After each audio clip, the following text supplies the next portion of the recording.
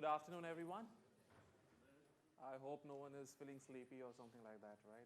This session is too deep, though, but we will try to make sure as much we can make you happy here. So this session is about Clustered Columnstore Index. Just to introduce myself and Sunil, I'm pretty sure how many of you attended the in-memory session in the morning today? Oh, pretty much, a lot. So everyone knows Sunil already. So just to introduce myself, my name is Sudarshan Roy. I'm a senior technical solutions specialist based in Microsoft Australia. Sunil, who is my colleague here, coming directly from Redmond, who is the principal program manager from SQL engineering team. And so we will be sharing this session. I'll be talking a lot of things. We have a pretty jam-packed agenda, but it's more about what Columnstore is all about, as the technology is already there for so many years, but what's the difference we're going to talk about. Just we want to make sure that we have seen Columnstore Index exist from SQL 2012. How many of you are using actively this feature as of now? I can see. And how many of you are planning to use in your future? OK, cool. That's good. It's a session. The whole idea of this session is because the technology is there in SQL 2012. It's also there in 2014. And now with SQL 2016, which was a massive release for us last year. Now, what's the changes? What's the changes we have done from internal Clustered Columnstore Index perspective? What's the changes we have done from high availability perspective?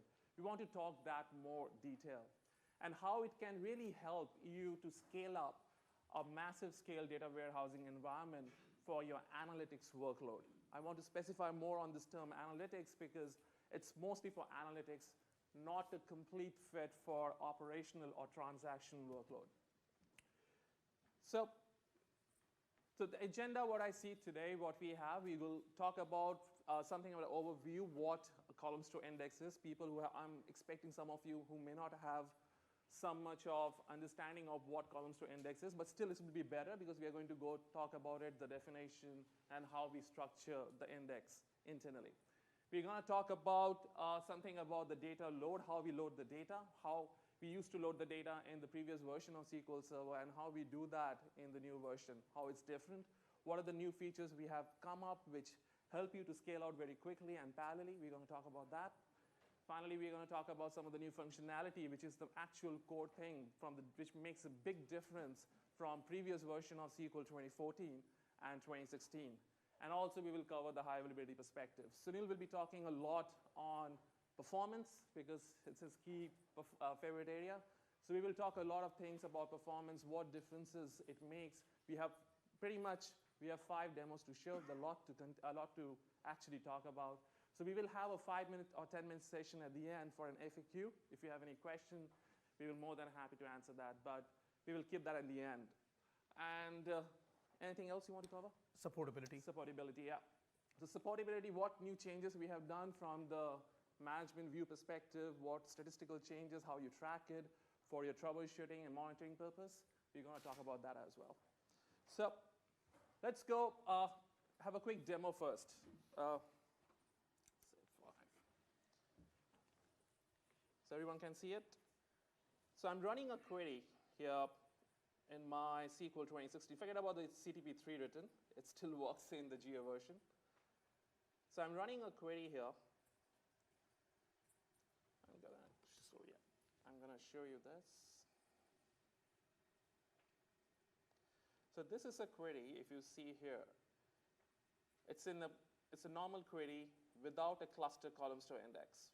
So what exactly this query is doing? It's doing multiple joins and also doing an aggregation, if you see the query. That's what it's doing. Right now, it is a table which is compressed, but there's no clustered Columnstore Index. So I'm executing this query. It's going to take, based on my past feedback, with what I have seen, it generally takes more than 51 seconds, or between more than 40 seconds in general. So the whole objective is that it's already compressed. At the same time, it doesn't have any clustered Columnstore Index, but again in SQL 2016, but it's in row store. The big difference, it's in row store, which is the normal, like a row store. But it's going to take almost like 50 seconds to execute. So right when Sudarshan is saying it is compressed, there's a row compression and the page compression. Yeah. That's what we had before Columnstore came along. That's what you're running. And so Yeah, it took almost 37 seconds, not bad, because we have run it a couple of times. But what we're going to show it now is what we are doing differently is that we are creating a table, same data structure. We are just creating a clustered column store index.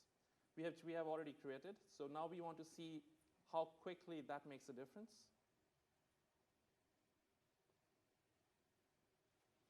So if you see, it's the same query. There's no difference. The table name is different because I have actually added a clustered column store index. So I'm trying to execute it now. It might take 3 or 4 seconds to get executed. See, in 3 seconds, I can see the result. So you see the performance difference. What's the benefit I'm getting? I'm getting almost like 15 times performance benefit from the early version or even in the row store. That's a major benefit. Now, internally, what's going on at the back end? We're going to talk about it a little more. So if I look into this, okay, I need to change this. So before you do that, can I show one quick thing in this one? If you look at the space used, right? Yeah. So if I go back here, and the first one is the row store, and second one is the column store, and you look at it, the first row shows 2.5 gigabyte, and the row store shows around 700 megabytes. So you got 4 times the storage savings and 15 times the performance. I mean, I'll take it, right? I mean, it is. It's a big benefit. Big benefit. So actually, if you already have a page compression on your table, but at the top of it, if you create a clustered column store index, you will get further compression. Exactly. That's what we are trying to say. Yeah. So let's look into the internals about it. So this is a normal data store. It's like an 8 KB page we are storing the rows, and this is how it is, this horizontal vertical lines, which is in yellow. Now, it is ideal for an OLTP environment, which is where you are creating a normal cluster index or a non-cluster index, which is a V3 index. But you are pretty much getting a really good benefit if it is a small inside. It's like a transactional query, not like a reporting or analytic query inside. But now, the difference what we have done with clustered column store index, how you store the data, the same data, instead of you are storing in row, you're actually bucketing in columns. So we are actually making this, what you see, these vertical lines, these are all columns, are known as row groups. These are all read-only compressed row groups. Now what it does is already compression. So your IO loads is significantly, you're saying that it's compressed, plus you're creating a clustered column store index, you're seeing a huge benefit in terms of your reduction in IO. That helps to improve your query performance. So that's one of the things. But the most critical part is clustered column store index is not something Microsoft have created. This is already there even with our vendors like Oracle, Sybase. It's there in SAP, HANA. But it makes us different from others? The 2 things that makes us different from others. One is we have come up with something known as batch mode processing. So when you actually fetch the data, generally it fetches the data in a sequential order. But what we have done with the clustered column store index, we have added a batch mode. Like you are actually getting more data, it's getting fit in the memory because you're doing it in a batch mode. So instead of 1 row or 2 rows, you're getting thousands of rows coming inside the memory. And hence, you're seeing a significant performance benefit when you execute your query. That's one of the things. And the way we have designed the algorithm, it's highly optimized with your CPU query. So even suppose you're querying a massive amount of data in your data warehousing environment, we expect the query to run very faster. At the same time, we don't expect the query to take a huge amount of CPU cycles. It takes maybe 10. What we have seen Sunil is going to run a user case study. I think it's on Friday, right?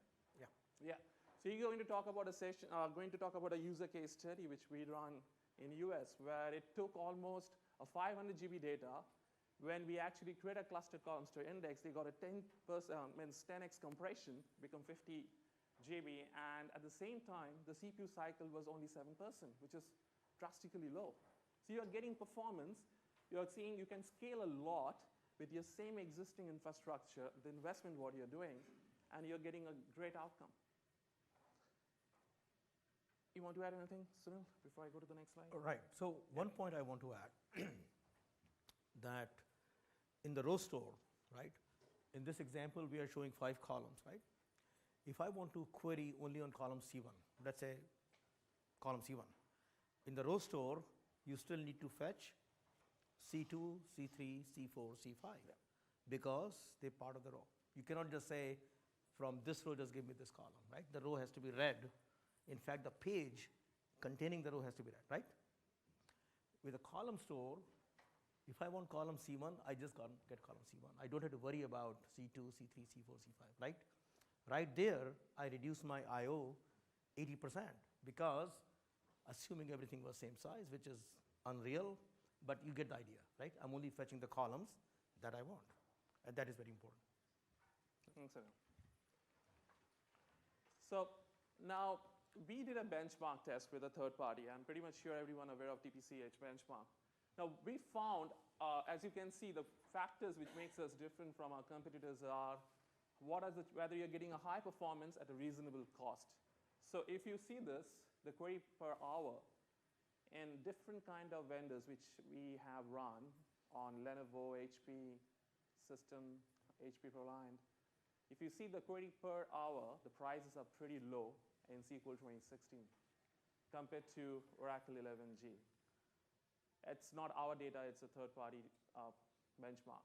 As you can see, that's a massive change. Even from SQL 2014, you see it's pretty much different, right? I'm getting 1 million queries per hour. In SQL 2014, you're getting almost around 700.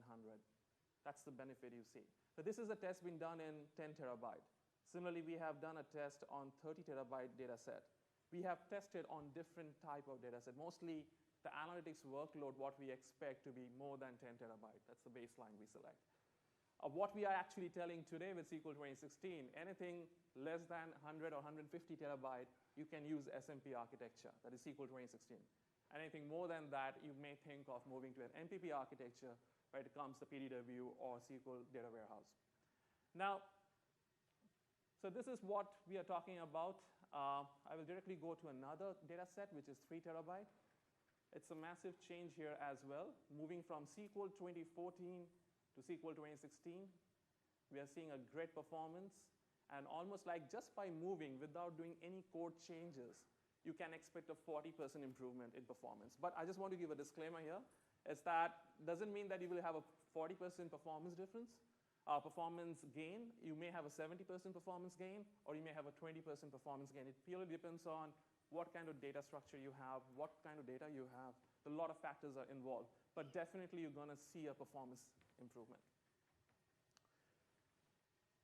So with the new changes, by bringing the updatable clustered columns to index, which was not there in SQL 2014, now what we are trying to suggest, how you're going to do the operation analytics. So if you look at the traditional architecture, you have an ETL job which may be running on a weekday or early in the morning, picking the data, putting in the data warehousing environment. You create a modeling layer. For modeling layer, use SSAS. Maybe you're using multidimensional cube, or you're using a tabular cube. And then you're using the BI and analytics, maybe Power BI, or maybe using SQL reporting services, or maybe something else, some other product for your reporting and visualization of your data. But how it works, like what is the disadvantage of, I will not say disadvantage because this model still works really well, but what you see actually with this model. Now you are actually always, you're doing your analytics not on your current workload, or you're not doing on real time because you're actually creating a cube. Now cube have to do, whenever they're running a cube, when you're actually executing your MDX statement or whatever the DAX statement, whatever you're running, it actually need to pull the data from the relation data warehouse, need to bring the data to the cube, and then you're going to execute that query in the cube. So you're always, there is a latency, and you're always, it's not real time. Suppose if I want to do fraud analytics in real time, suppose you swipe your card and you want to know whether was it a right transaction or it's a fraudulent transaction. I can't do that today, right? But this is a big disadvantage you have in the traditional architecture. But it's really, the data is pre-aggregated if you're using a multi-dimensional cube. But again, you're not able to do a real-time analytics, and doesn't make too sense the way the data is growing, and mostly the organization want to do a real-time analytics today. Now, let's see what we are recommending with SQL 2016, what you can achieve. Pretty much the same. You use your ETL, you run your ETL job, get the data to SQL data warehouse. You create the multi-dimensional cube, but you use a rollup or use a direct query, but you create a clustered column store index in the SQL data warehouse. When you run the query gets executed in SQL. So you are not actually creating a cube layer here. You're creating a model layer, but you're directly actually executing the query where the data reside. So from the ETL to the data warehouse, you're getting the data maybe at 10 a.m. in the morning, and when you're running this query, it's happening in real time. The data push from here to here, which may need the refresh may need an hour or two based on how big your cubes are, it's not required anymore. So you're actually doing real-time analytics at the top of your operation workload. That's a big change. So what is the key value proposition? It's interactive. It reduces your complexity because you do not have to create another layer. Your investment is low. Your CapEx investment is low. The amount of time for developing the cubes, that is also low. But the thing is, it doesn't mean what we are saying that you don't need an SSAS layer anymore. Because SSAS performance will always be better than clustered column store index because the data is pre-aggregated there. But the difference is, now when it comes, whether I need a real-time analytics, if that is the more gain point you have, then it makes sense to have it. Because you have a pre-aggregated data, a query which may take 15 seconds to run, maybe with the clustered column stores, it may run maybe 18 seconds. Or suppose it's taking 8 seconds, it may run 14 seconds, a little bit more. But it's still, overall, from the cost and the benefit perspective, you're really getting a good gain by using this new architecture. Any questions? Yes. What sort of concurrency do you get there when you've got ad hoc queries sitting that warehouse? So we have seen a pretty good performance. So you can pretty much scale up. You can pretty much scale down as well based on your requirement. But the performance is really good. So if you have designed it really well with respect to your memory requirement, your CPU you have properly designed your NUMA architecture, you can expect a really good performance. Right. So let me add one point to that. So the thing is, the analytics workload is write once, read multiple times, right? So there is no blocking that is happening, right? So you should be just fine. So we have seen, I don't recall how much testing we did in terms of maximum users, but I recall a customer I was working with, 1,000 concurrent sessions going on, and should not be a problem. Should not be a problem. And again, it's how you design, how your data set is. The well you design, you take care of that in a proactive manner, you have a much better throughput. That's what you can expect. Even you can have a column store index for in-memory tables as well, as you know. Yes. Yeah. Yes. So one of the features we are discussing is also applicable for Azure SQL database. Yeah. Right. You're right as of now, but it might change as things are changing, right? As you know, even in SQL Service 2016 Service Pack 1, we brought all the enterprise features in standard edition, even in Express. It's now the scalability factor is the most key thing. You may see things are changing. But again, disclaimer, you never know when it's going to happen from the timeline perspective, but it definitely may happen soon. Anything you want to add? I think it's a question. Yes. How it works on a partition table, SQL data warehouse, I partition by monthly, 5 column table as well. How it works in column It will work pretty much the same way, but do I need to create a global index or index is also being partitioned? Yes. Yes. It will be partitioned. It will be partitioned. So you start suppose you have a partition table, monthly partition. Let's say you have 1,000 partitions. You say create clustered column store index. That index will be created, partitioned. You don't have to worry about it. Yeah. Cool. So let's go to the next one. That is what I have from the data load perspective. Now, how we load the data. Now, as you know, this row groups which I'm talking about, they are all, right now, let me tell you, add one thing. A row group is generally a 1 million rows. That's the way we are designed. But we're running some heuristic, we found a row group should be 1 million. And it's read-only, compressed read-only. So once you cannot enter data, so how will you insert data, right? And the question is, I want to do a bulk load, or I want to do a sequential insert. How can I do that? So we came up with something known as delta row group. So which is actually going to store the differential data. So we are going to store that in the delta row group. Now how we have designed, again, it's a heuristic way we came up, that if any batch size is less than 100,000, it need to go to the delta row group, okay? Anything more than 100K, it will create a brand new row group. So this row group which you see, more than 100K, can create any number of row group parallelly, doesn't matter. So based on how you're running your bulk operation, it will create multiple row group of 100,000, 100,000, but it's going to create. But another thing is, when I'm going to create this, I'm going to hold a exclusive row group lock at the row group layer. This is the way it's currently been designed. But what we have seen from the performance perspective in SQL 2016, this is again a test case. I'm not saying this is what the performance you can expect, because every time the data you use is different. So for a 16-core machine, we have seen a 600 GB an hour bulk load operation. So pretty much like you are able to do 1 per core, 16 jobs are running parallelly. That makes a big difference. It's a major performance boost compared from SQL 2014 to 2016. But what are the key points? You can do this import from an external file, but most of the times what we have seen in the production environment, we actually bulk load the operation from the staging table. That's what we do. I'm going to go to that particular slide after some time. But anything less than 100K, it's all going to be in the delta row group. Anything more than 100K will be creating a completely new row group. So what's the best practice? So what we are recommending right now, if you're doing a bulk load operation, do more than 100K. That's what we are saying, because it will create a completely new row group rather than creating a delta row group. So let's go how the things work in we saw from the external table. Now let's see from the staging table how it looks like. It's pretty much the same. Anything less than 100K going to the delta row group.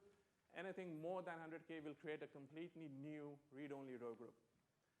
Again, one of the key points are that it's now similar to bulk import in a single batch you can achieve. But one of the most important things which we have achieved in SQL 2016 is the parallel insert, which was not there in SQL 2014. So we were talking about doing insertion. Even you can have multiple row groups getting created because you may have multiple batch jobs running, more than 100K. But this is not a sequential operation anymore. This is completely a parallel operation. That makes a big difference. And it does make a big difference even in the performance. Quickly, I will go to the demo. So let me just add one point. Yeah. So if you're loading from a file, right, you can have multiple files, and you can say bulk insert into column store, one thread for each file. That works, even in 14. But the problem was, if you have loaded the data into a staging table, right, now you say insert into my column store, select star from my staging table. Yeah. There's only one source. So it is inserted in a single thread. So we had a customer who was running on a 64-core machine. The data from a staging table was moving one thread, and they wanted to use all 64 threads. So the change that Sudarshan talked about, now we do parallel behind the scenes. So it will use all 64 cores to load the data. And I think that's the demo we're going to show. Yeah. So again, going back to my favorite database, AdventureWorks. I'm changing the database compatibility level to make sure it's for SQL 2016. So I'm dropping if there is any tables exist. Sorry. You want a mouse? Yeah, that's okay.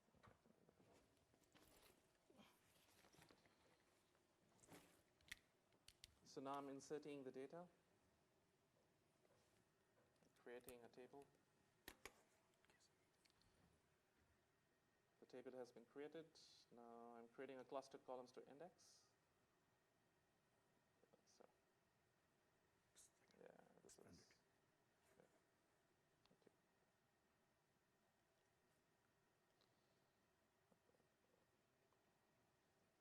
This is what happens sometimes. No problem. I will. I think just use a shift key. Yeah. Yeah. So I'm creating a clustered columnstore index, and I'm going to load 400,000 rows in this particular table.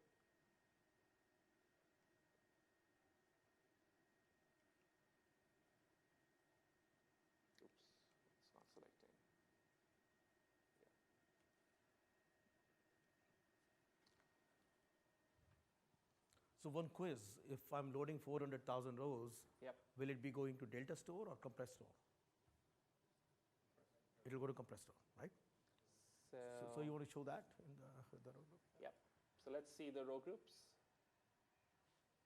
So I can see it's a compressed row group.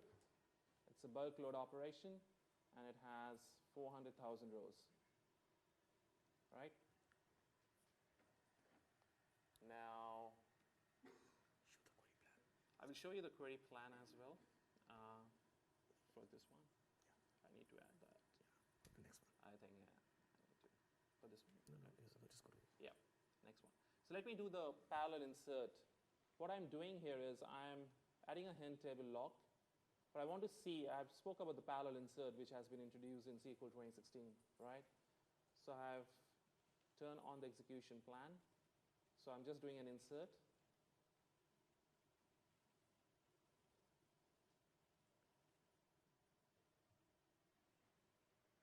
So let's see the query plan.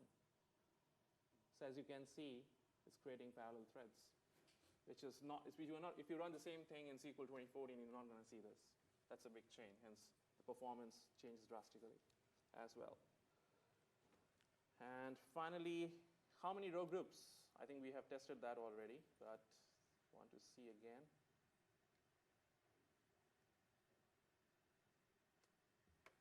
How many row groups now?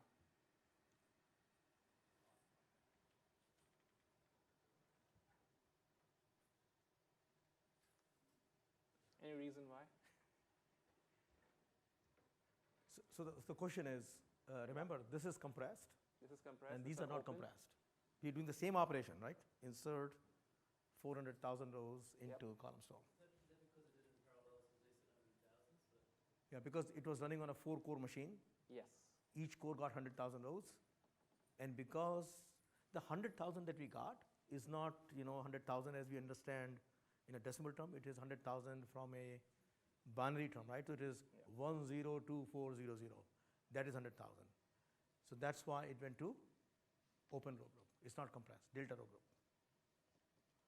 And this is not the optimal thing, right? If you were going to run in parallel and you had only 400,000 rows, you could say DOP3 maybe, because you want to make sure that those 3 threads that are working on it got more than 102400, right? is that also why the second query we took longer to run than the first? That's right. Exactly. Yeah. The parallel plan takes a little longer, right? Because there's a startup cost and everything else. Yeah. It works, the initiation process is a little different Yeah. than a serial plan. So I think a workload would be worth doing it. It's worth doing it, absolutely. That's where you will see the benefit. Absolutely. 400,000 is very small. It's like a transactional workload. Yeah, you're right. I'll go back.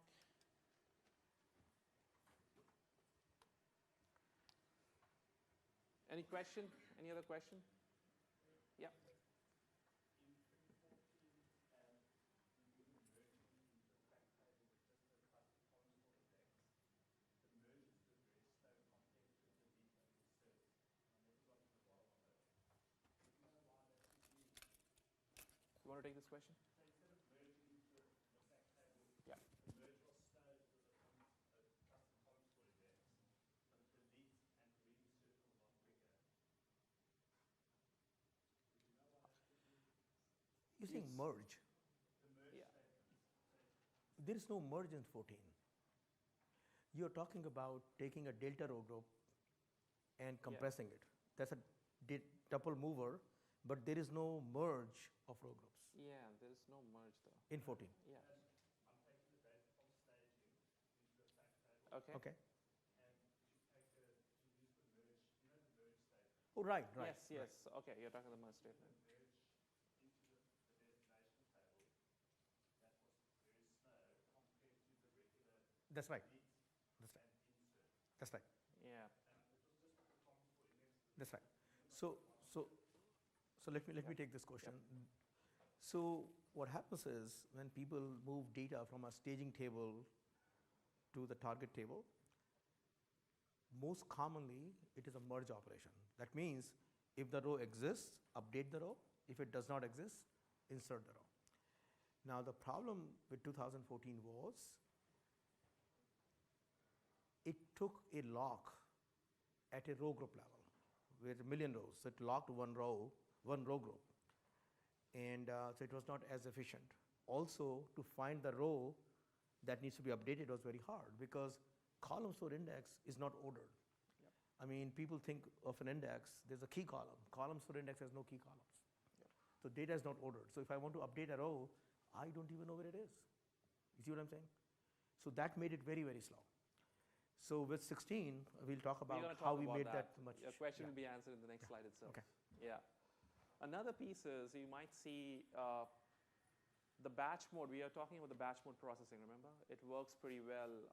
It's not just, it now works for both kind of plans, serial plan, parallel plan, both, which was not the case in SQL 2014. So have a look into the plan which you have selected, what kind of plan is getting generated. You might see two different behaviors, but it's good to know what plan is getting generated based on your server load. Sometimes at one particular point of day, it's creating a parallel plan, but other time it's creating a serial plan. In that case, it will go back to the row store mode. But that's the behavior we have in SQL 2014, which we have addressed in SQL 2016. So let's talk about the new functionality. What makes it so different compared to SQL 2014 and 2016? So again, it's the same thing, compressed row group. We have a delete beat map. You know why we have that? Question? Because we cannot enter, we cannot insert, or we cannot delete anything from a compressed read-only row group. Because if you want to do that, you need to uncompress the data, you need to delete it. The cost is very significantly high. But in a row store, you can directly go to the specific row and delete it because there's no compression required in that way. That makes it different from row store to the column store. But that's the reason we have a delete beat map pointers, which makes a note which row you're actually planning to insert or delete, which we take care during the rebuild of index. Now, with SQL 2014, the compression rate is 10x, which pretty much the same even in SQL 2016. With SQL 2014 is 10x, and in SQL 2016 will be also 10x. The only index support is in one index supported. It makes life easier for a DBA because only one index is something you need to manage. It's not that multiple indexes you need to manage. But the thing is, the same problem which actually Sunil was mentioning, that if you wanted to insert any data, but at the same time, it actually holds an exclusive lock at the row group level, but not at the row level. So you lose the granularity, you lose the concurrency. A lot of times that performance issue we used to have, no matter you have the right index, but still because it's holding a lock, exclusive lock at the row group level, not at the row level, you still see a performance issue. Now, as again, what Sunil mentioned, we do not have any, it doesn't need a key column anymore, right? So if the row is not ordered, it's really an issue. So it doesn't have any primary key or foreign key constraint, right? So, but you can still, there are a lot of tricks out there where you can get that flavor by, you can have uniqueness by creating a materialized view at the top of it. That you can do. But those are workaround, that's not a solution. So this was an issue in SQL 2014. Now, just I mentioned the locking granularity. So when you want to do an update and delete at the row group level, the granularity is that you have to hold an exclusive row lock for the whole row group, not at the row level. That was a big issue from the performance perspective in SQL 2016. And again, if you want to do any kind of maintenance activity, you need to do a rebuilding index, which is again maybe an offline operation sometimes, though it's an online operation today. But still, it's a time-consuming activity. But let's see in SQL 2016 what we have. What we have done, the difference between SQL 2014 and 2016, the same thing, but now at the top of it, you can add a non-cluster, traditional B-tree non-cluster index. That changes things. It was the big change compared to SQL 2014. You may think it's just a small addition, but a lot of algorithm, a lot of investment, engineering hours we have spent to make this thing happen. So now, again, it's the same master copy, it's 10x compression.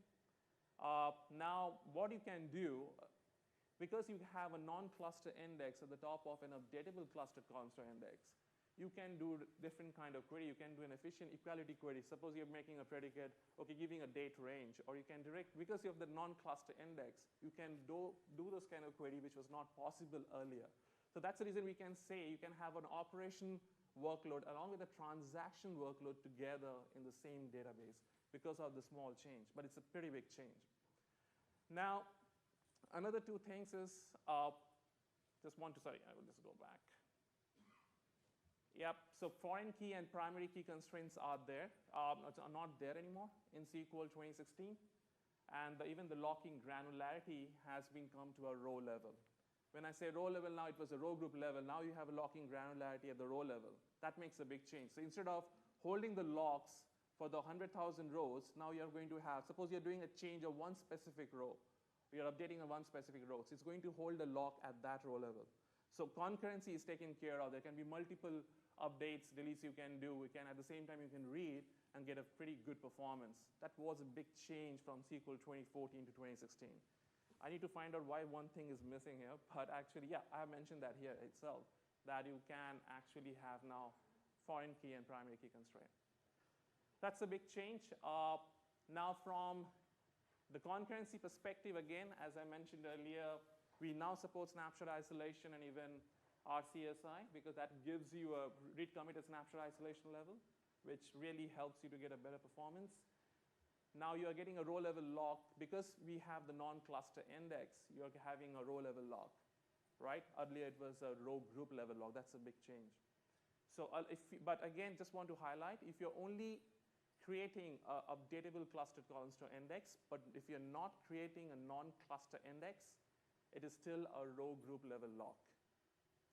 Okay, so you need to create a non-cluster index to get the locking granularity to row level lock. Right. So let me add one more point. Yeah. So let's go 2014. The common operation is you insert rows and query rows, right?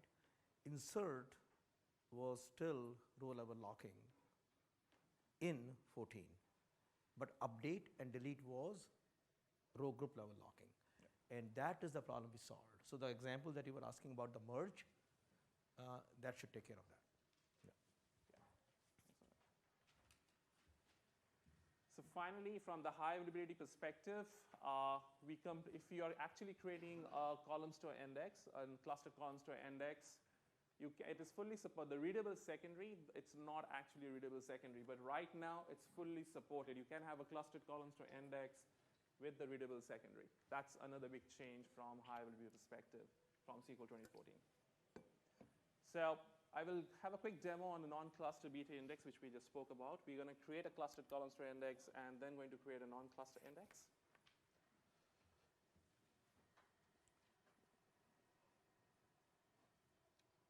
So I'm just dropping if there's any table. So I'm going to create this my fact table.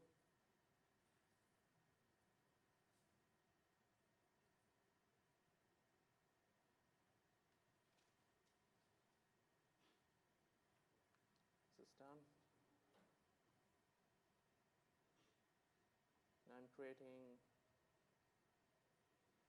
a cluster column store index.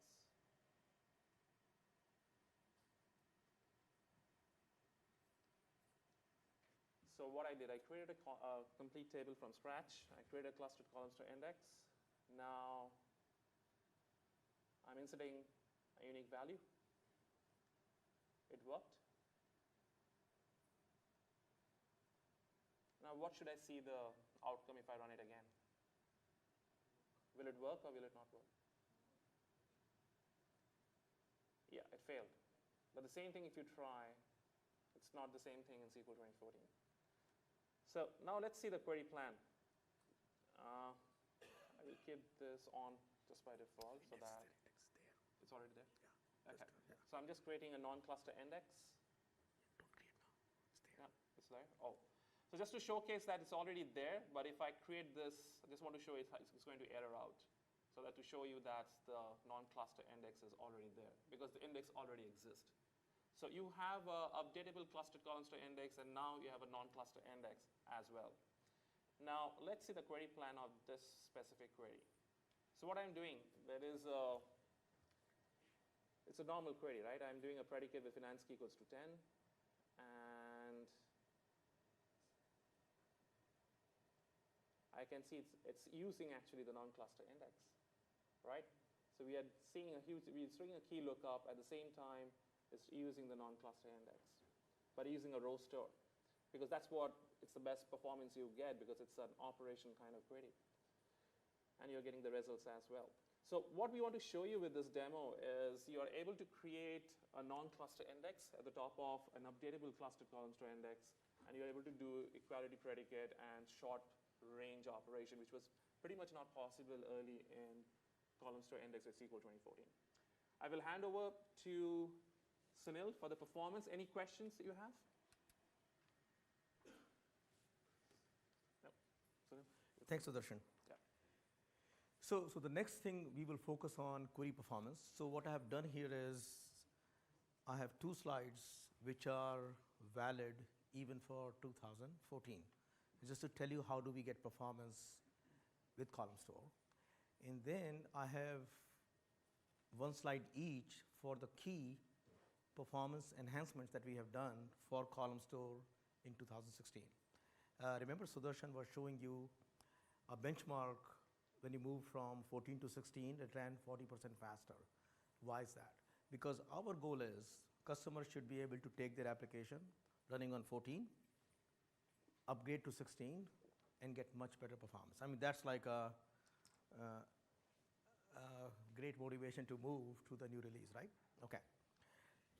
So what we have here is, right, this is a table.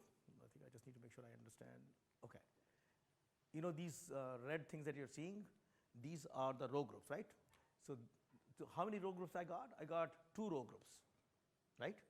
So at most I have 2 million rows in my table, right? Just example here. And can you guess why these boxes are different size?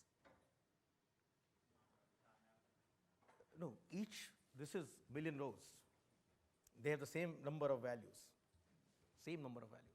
Why they are different in sizes? Sorry? Yeah, so I think the point is each of them compresses differently, right? Some values will compress more, like the point you were saying about unique, right? If I had everything was duplicate, let's say all of us are from Australia, minus me, right? So that guy will be just very little because it has to just store Australia and US once, and then we're done, right? Okay. So this is a query, and I'm running that select product key, sum sales amount, and order date key. So how many columns am I accessing in this query? 3 columns, and I got 6 columns, right? So first thing SQL Server does is it says, aha, you're only accessing 3 columns, so I don't need to fetch these columns. Right there, your I/O is reduced by 50%, right? This was not possible with row store. Agree? Okay. Now, with each of these row groups that we got, we do something tricky behind the scene. We remember what is the range of values for each of these guys. We know the range, okay? So here, excuse me, here we are saying order date key is this, okay? So for each order date key column, million values each, right? I know the min and the max. So by doing this, what we can do, we can say, I don't need this guy because this range did not match. Okay? So that means I just have to fetch the 1 row group. And this is actually a very important point because imagine, like you were talking about partitioning the data by month, right? So let's say I have a 10-year worth of data, 12 partitions per year, so I got 120 partitions. If I'm saying, give me the data or the sum for the last quarter or the last month, because we know because we will have this information, so we will fetch only 1/20th of the row groups because we already know ones before that were from the previous month and the previous month, right? We will not fetch them, right? It speeds up the performance in a very big way. So this happens automatically in 2014, and this is of course going to work same way in 2016. Very powerful. Any questions on that? Yes. That's right. It actually trips everybody. So that's right. That's right.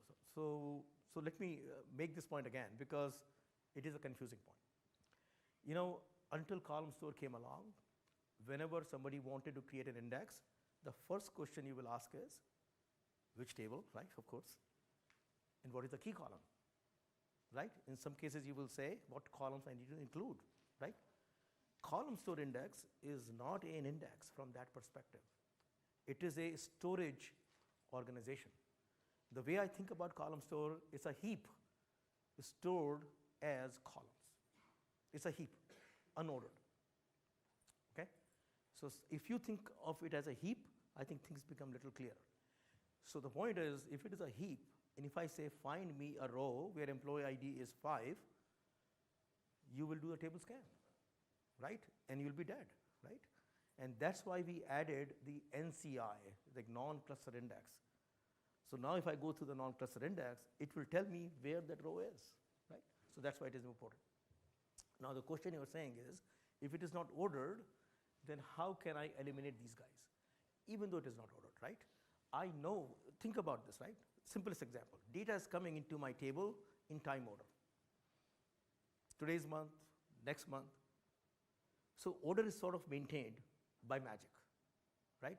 And I know the range of each of these things. So in metadata, I don't have to fetch this guy to figure that out. I keep that in metadata. That's how I do it. When you say by magic, you mean by coincidence? Like obviously the select statement can be used to insert it with order in a certain way. Is that By magic in the sense, when I'm inserting rows into column store, they are landing into Delta Store or wherever, right? But the point is, if I'm getting the rows today, they'll be for this month. assuming you're not replacing all of them every time, for example? You will not replace rows, right? You're like, if I'm doing sales transactions, I mean, there are cases where order becomes impossible to maintain, but if I'm getting sales data from every day, it is naturally, right? A lot of workloads are like that. So I think that point is clear, and this is actually very powerful. Okay. So can I just ask one question then? Is it possible to have that date in 2 different rows? That's right. That's right. But So you would know the min and max value within. that's right. So what I'm saying is, let's say I gave a range. I have like 1,000 row groups, and I give a range, and I figure out I have to read 50 row groups. At least I don't have to read 950, which is You always maintain the min and max that's right. values, but That's right. That's right. In the worst case, they're all overlapping. Then you have to do the full table scan, and that's trouble. Yeah, yeah. So far so good, right? Now the batch mode that Sudarshan talked about, batch mode has been there since SQL Server 2012. And the key value of batch mode is this. You know, in analytics, you're not munching 1 row or 10 rows or 50 rows. You are munching millions of rows, right? In fact, we have worked with customers who have, you may not believe, like 50 billion plus rows. I mean, it was insane, right? Now, if I want to do analytics, and even if I'm saying give me a 5% of the data, I mean, they are like massive number of rows, right? If we process one value at a time for my aggregation, it's going to be long time, right? So what we do in the batch mode is we say instead of processing one value, we fetch around 900 values. Now, where is 900 coming from? 900 is coming from this buffer that we created is around 64K. This buffer that we're talking about is 64K. Of course, if you are choosing a lot of rows from column store, it will not be 900, it will be less. But the key point is we are processing multiple values together to get execution efficiency, right? Imagine this, right? If I'm calling a procedure, get me next value versus get me next 900 values, right? That's one call versus 900 calls, right? Simple programming idea. So that's what we got. And this structure that we create, sorry, I think I'm just going too fast. Yeah, so this structure that we create is here, right? Because when we're scanning the data, and this structure flows through the tree. And ultimately, the rows, depending on what X meant, is selected or not selected, it will fetch those rows out. That's how it works, right? So the point is, the batch mode is your friend, because if your query is not running in batch mode, you will not get the good query performance with column store. In fact, we have a trace flag. We say, do not run batch mode. Query runs 6 times slower, like the one that I experimented with. Okay? And I can show you one slide in which batch mode allowed the query to run 200 plus time faster. So batch mode is your friend. Okay? When you look at the query plan, actual execution plan, if you don't see batch mode, think about why it is not happening. Okay? Because it's the important thing. Okay? So what we have done, because it is our friend, we added lot more operators that can be done in the batch mode. Okay? For example, these are too mundane, let's not worry about that. Window aggregates is in batch mode, sort operator is in batch mode. So what happens is when you move to 16, some operators that were not in batch mode in 14 are in batch mode. So you get performance gain automatically, right? Huge thing. Any questions so far? Okay. So then I'm going to talk about 3 major changes that we made for column store index performance. Okay. First thing is aggregate pushdown. What exactly is aggregate pushdown? Okay.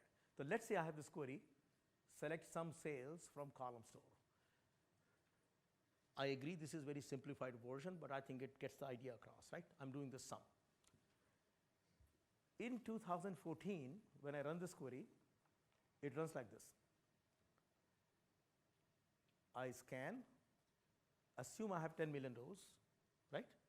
I will do batch processing, right? It is doing it in batch. But aggregation is happening at this level. What it means is the scan is sending the rows to the aggregate operator, which is aggregating it and then sending it, right? Batch mode, good performance. I'm not saying that, right? In 2016, what we do is we push this aggregate to the scan node. So while it is scanning it, it can compute the aggregate, okay? The best case possible is we aggregate all the rows. So that means at that point, there is no row flowing from scan to aggregate node because they have been aggregated. However, behind the scene, like this dotted line that you see, the aggregated value shows up as the output of the aggregate operator. You see the point? Okay. So by doing this, I'm going to throw these numbers, and of course depends on the data and the schema. We get a significant speed up in aggregation performance, again with no changes. Okay. Now, if the rows here were sitting in the delta row group, aggregation pushdown does not happen. So let's say I have 1 million rows sitting in compressed store and 100,000 rows sitting in the delta row group, okay? And you do this query. What you will find is this dotted line will see aggregation for that million, and you will see 100,000 rows flowing from here, which will be aggregated, and then it's all added up, right? This is what it is. Now, none of these things work without caveats, so there are some caveats. First point is, I think the most interesting point is, it is valid for data types less than or equal to 8 bytes as they are stored in the column store, okay? Which is true for a lot of those things. So the most interesting data type is the decimal data type, because a lot of people use the decimal in the data warehouse. And I believe the precision 18 fits in column store storage format under here, right? So this is one improvement that we have done. Now, second improvement, the string predicate pushdown. If you look at the data warehouse books, the first design item says do not use strings for joins or filters. That's why people use surrogate keys. If I have department electrical engineering, I will have a department ID, and that will be my surrogate key, right? So that is all theory, okay? When you go to customer side, they are using a string, and this is what it is. You can't say go and change something because they say we cannot change anything, right?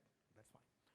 So here what happens is if I do a scan and my query is like this, select star. I mean, this is not a query that you will do for analytics, but I'm just showing you an example. Select star from orders where item like tool percent, right? If I have 10 million rows, right? How many string comparison I need to do? 10 million, right? 10 million. And string comparisons are very expensive, right? If my item could be 200 characters long, I mean, it's gonna take a long time, right? Okay, yes, we are processing through batch mode processing, but the point is, it is not efficient. So here is something we did, and I think this will take some time to explain. Okay, so this is a little complicated picture, so I'm gonna explain to you, and I hope I can get through this point. So here is the magic. I was showing you those segments, right? Those small blocks representing a column, billion values. We store the min and the max for each of those. Everybody with me on that? Okay. We also do something interesting behind the scene. We maintain a dictionary. Okay.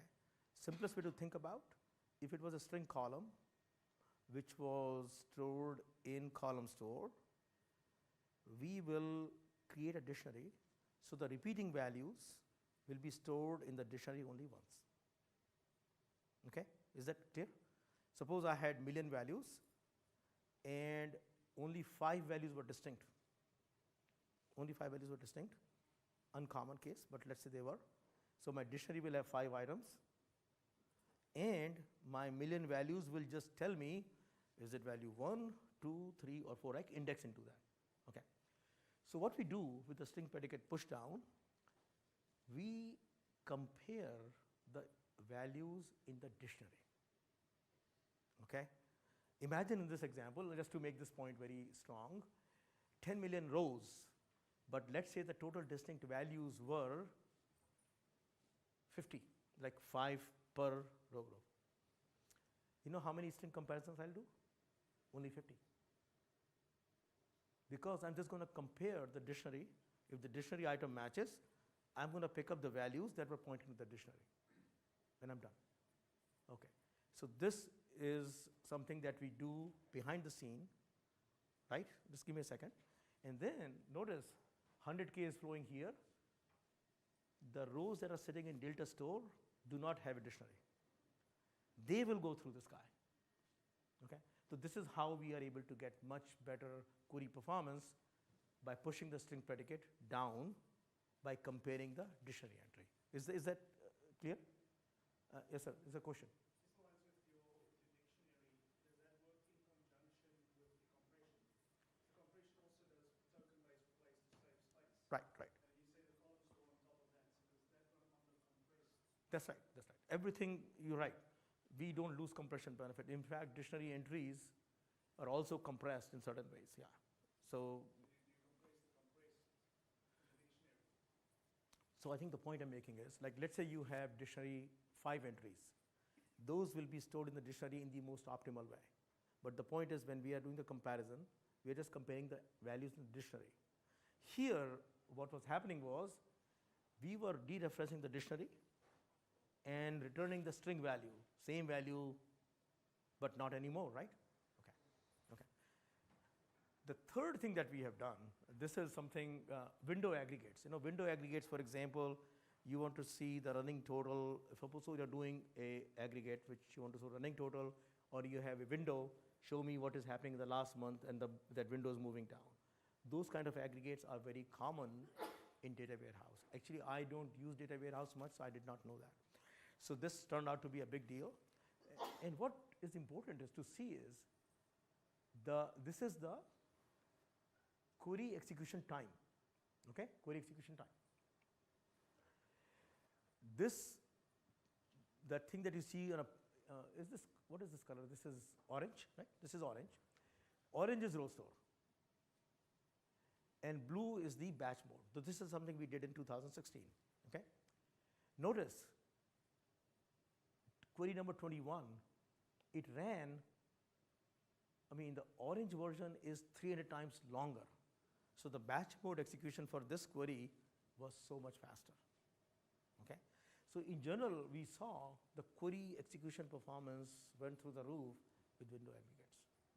Again, you get this benefit just by moving to 16, no changes, same query, all right? So with that, I'm going to show you a demo. And what I've done is, I have 2 instances of SQL Server. One is 14 and one is 16. I'm going to run the same query. I'm going to show you the query plans, okay, to make it very real. I got 15 minutes. I think we got time. So I'm going to go to 6. Okay.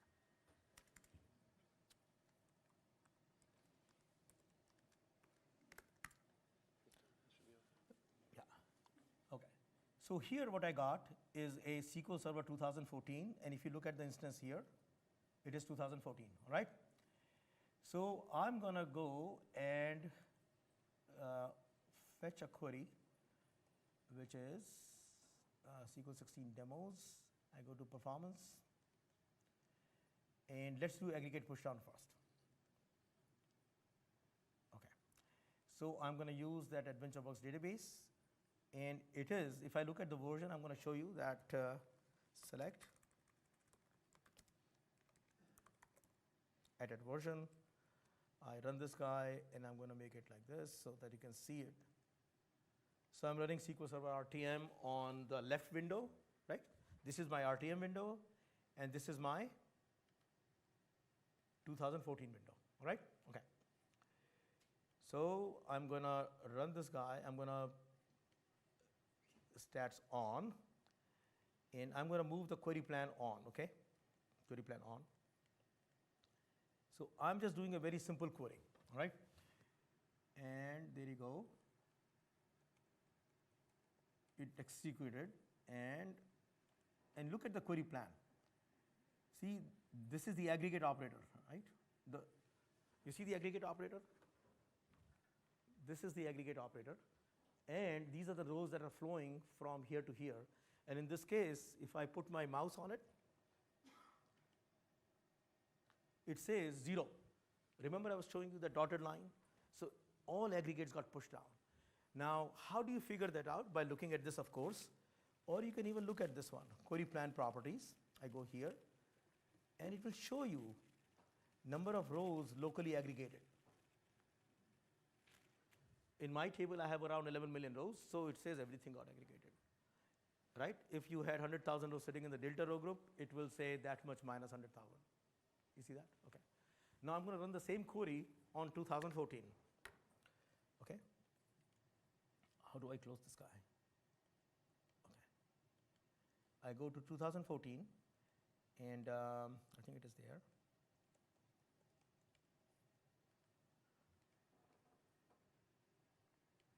And query plan is on. Okay. And notice, right, the rows are flowing from the scan node to be aggregated at the aggregate operator.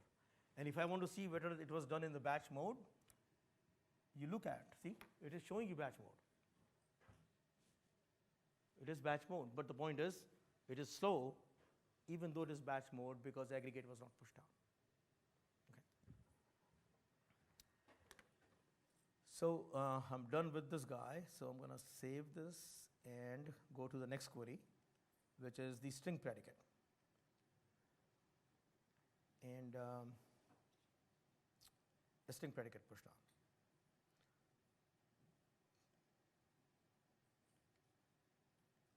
All right.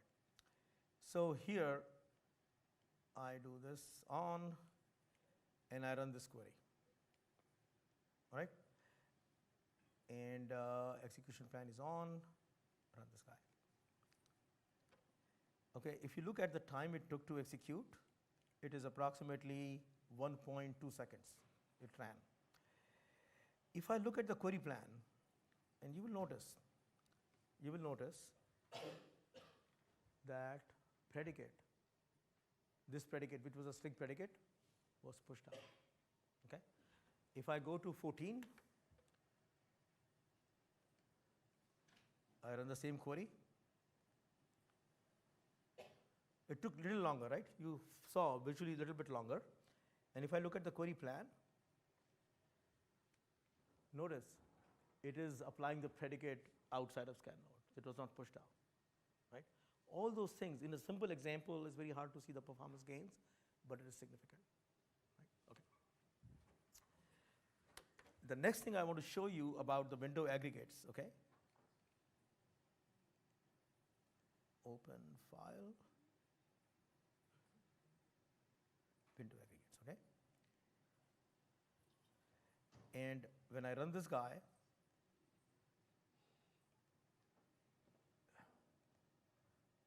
you will see the query plan. It takes long. What happened here? Okay. And you will see this window aggregate function is run in the batch mode. This is not the case with 2014, and let me show you that.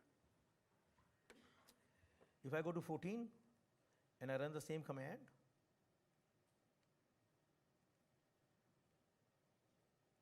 though it seems to run faster, but see, it is doing the spool, It's doing the stream aggregates. And these are all row mode operators.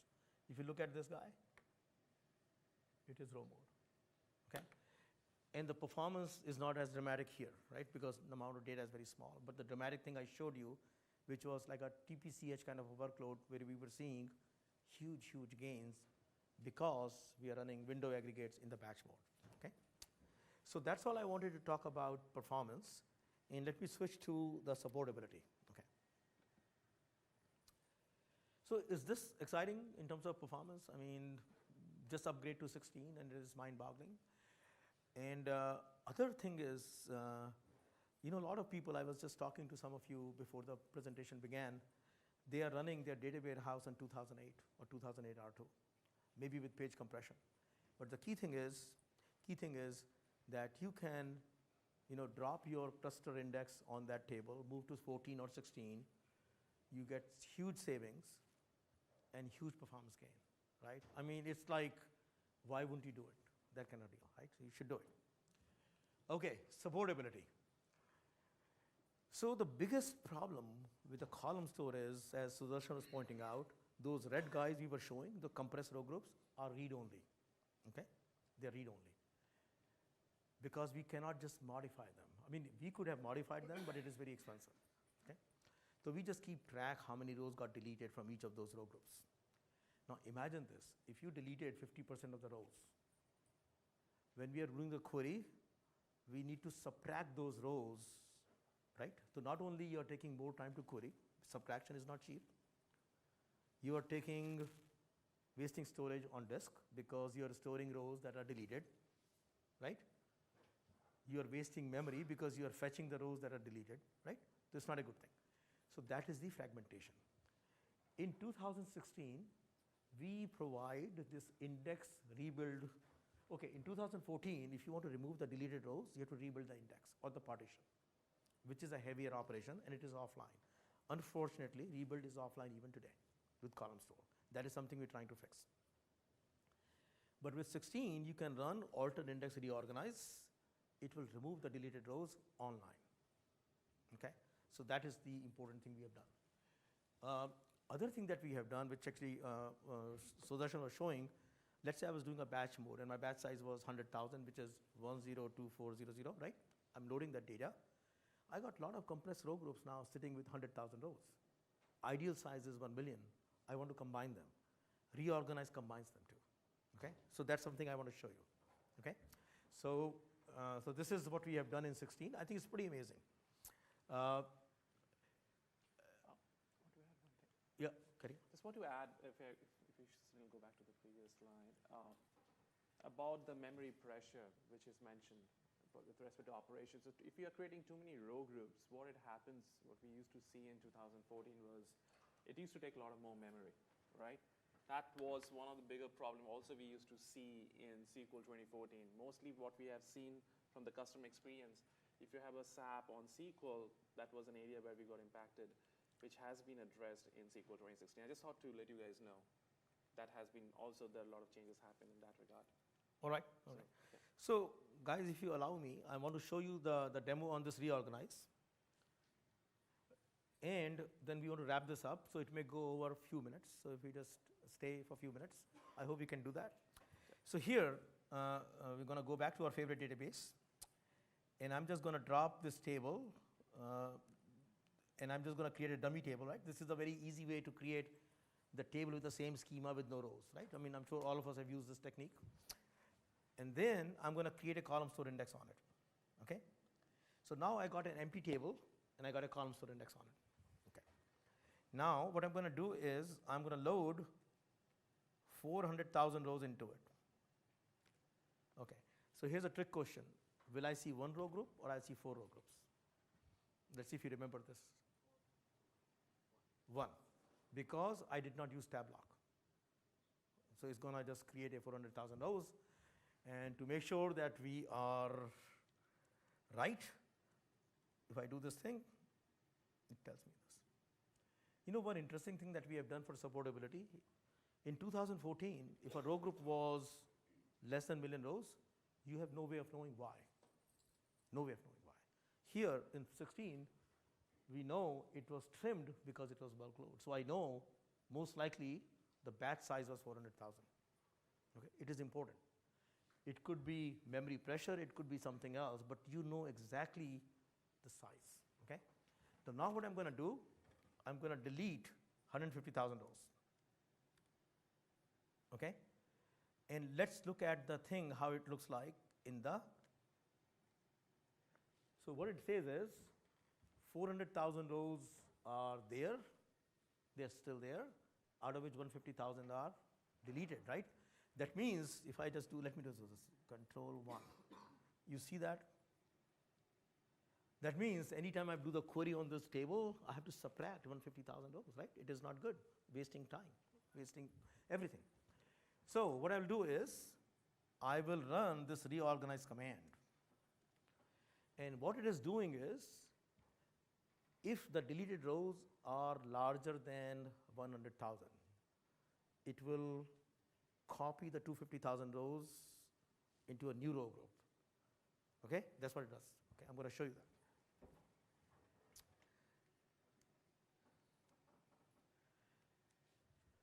Okay, so it got 250,000 rows, and this guy becomes tombstone. Tombstone means it will be cleaned up over time. So now when you run the query, it will be just picking up the 250,000 rows. Okay, that's one example. Let me do another example. I'm going to insert 600,000 rows into this table. Again, I will get one compressed row group with 600,000 rows. Now think of this, 600,000 rows and 250,000 rows. They are still less than a million, right? So what I'll do reorganize again. It can combine them. Okay. So it did that, right? If I go back there,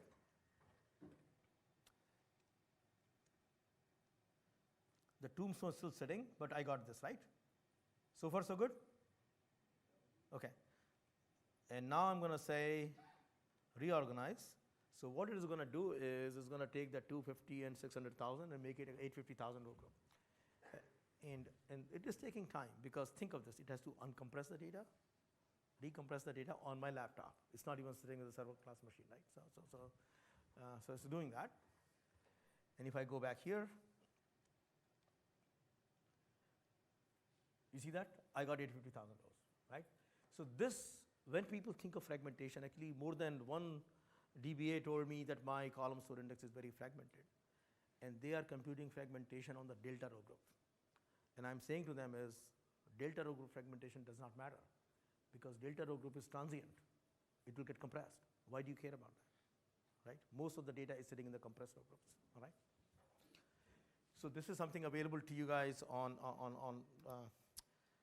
2016. So we talked about that a little bit. This merge, we looked at that. We added a lot of DMVs. And in fact, one example I was showing you, right? If the row group is less than a million rows, what's the reason? Now you can find those reasons. So we are really proud of, I mean, if this is something to be proud of, I think we are proud of these things. Because end of the day, when the data is messed up, you want to know why it was like this. Previously, you were running blind, but not anymore. Okay, that's that. We got X events to figure out what the performance problems are. We got a lot of new performance counters. These were not there before. Okay, it can tell you a lot of information on what's happening in your workload. All right. We already supportability demo. So this comes to the last slide, and which is, I think the message we wanted to land was that a column store technology can deliver pretty amazing performance without changing your workload. You don't have to make any changes. Yes, you have to create a new index, right? But other than that, you're done. You can save around 10x storage and speed up queries up to 100x. I mean, these numbers sound like way up there, but we have seen customer workloads with that kind of performance gains, okay? And one of the sessions that I'm going to do on Friday, I hope some of you can come. We work with a lot of customers to make this technology useful. So I picked 4 workloads, which are very different kinds of workloads. I did not put 4 fact table compression, because then it becomes very boring. Okay, fact table, right? I picked 4 different kind of workloads. We talk about what the challenge was, how did we approach the problem, and the numbers they got. And so I think, so that will convince you, hopefully, that it is for real. With that, thank you for coming. Have a great evening. Take care. Thanks for joining us.